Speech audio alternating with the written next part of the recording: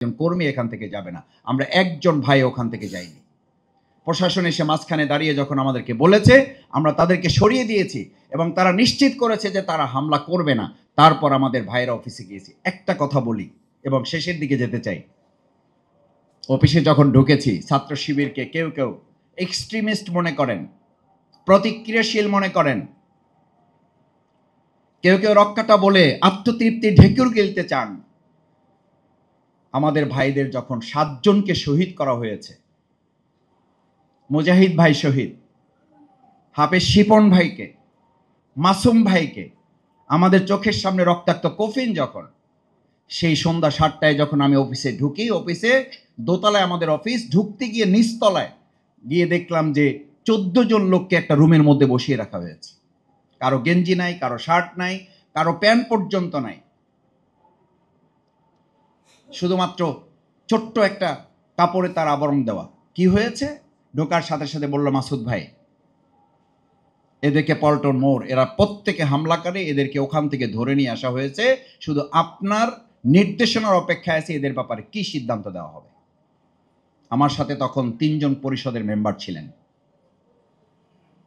এটা ইতিহাসের এক কঠিন বাস্তবতা। বাংলাদেশ ইসলামী ছাত্র শিবির কতটা মানবতা পরায়ণ, কতটা মানবতাবাদী। মুহাম্মদ রাসূলুল্লাহ সাল্লাল্লাহু আলাইহি ওয়াসাল্লাম যুদ্ধের ময়দানের যে থিওরি, যে পলিসি মেনটেন করতেন, আমরা ওই 3 জনকে দাঁড়িয়ে আমি পরিষদের ভাইদের কাছে জিজ্ঞেস করলাম, জানতে চাইলাম, what can I do and have to do. আমাকে আপনারা সহযোগিতা করেন। আমি নিজে আবেগ আপ্লুত, আপনারাও আবেগ আপ্লুত। আমাদের ভাইদেরকে যারা হত্যা করেছে, সেরকম 14 জনকে এখানে ধরে নিয়ে এসছে আমাদের ভাইয়েরা। পুলিশের কাছে দেওয়া হয় নাই, কারণ পুলিশ তখন আমাদেরকে সহযোগিতা করছে না, আইনের তারা তোয়াক্কা করছে না, বিশ্বাস করছিল না পুলিশের হাতে দিলে কি হবে। আমাদের 3 জন ভাই পরামর্শ দিল, ভাই যদি তাদের ব্যাপারে কোনো সিদ্ধান্ত হতো, সেটা যুদ্ধের ময়দানে, সেটা মাঠেই করতে হতো। এখন রুমের মধ্যে ঠান্ডা মাথায় তাদের ব্যাপারে কোনো সিদ্ধান্ত কার্যকর হতে পারে না। আমি তখন বললাম, আপনাদের এই পরামর্শকে ধারণ করেই আমি ভাইদেরকে বললাম, তাদের জন্য শার্ট কিনে নিয়ে আসা হোক, তাদের জন্য গেঞ্জি নিয়ে আসা হোক, তাদের জন্য জুতা কিনে নিয়ে আসা হোক। জুতা নিয়ে আসা হলো, গেঞ্জি নিয়ে আসা হলো, প্যান্ট নিয়ে আসা হলো, কারোর জন্য পাঞ্জাবি কিনে নিয়ে আসা হলো।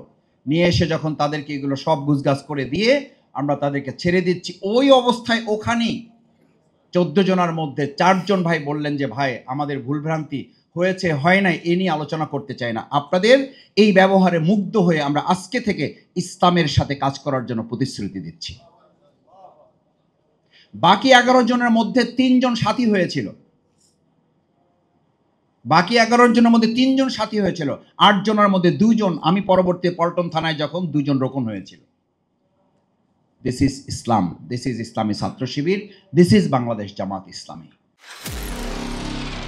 নিরপেক্ষ, সত্য প্রকাশে আপোষহীন।